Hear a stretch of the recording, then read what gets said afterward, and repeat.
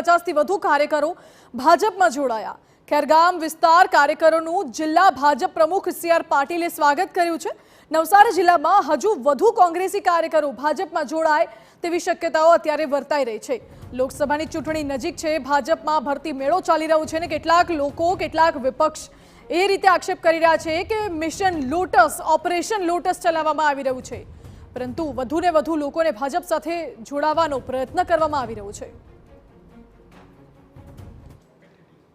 આગામી લોકસભાની ચૂંટણી લઈને આજે સમગ્ર નવસારી જિલ્લામાં અમારી દરેક વિધાનસભાથી પાર્ટીની મિટિંગો ચાલી રહી છે। ત્યારે આજે નવસારી અને જલાપુર વિધાનસભાની મિટિંગો હતી।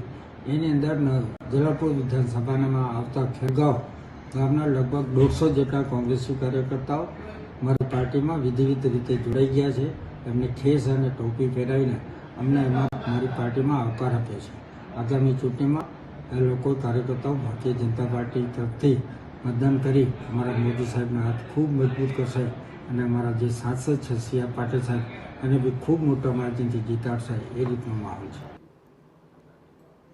તો આ તરફ આરોગ્ય પ્રધાન ઋષિકેશ પટેલે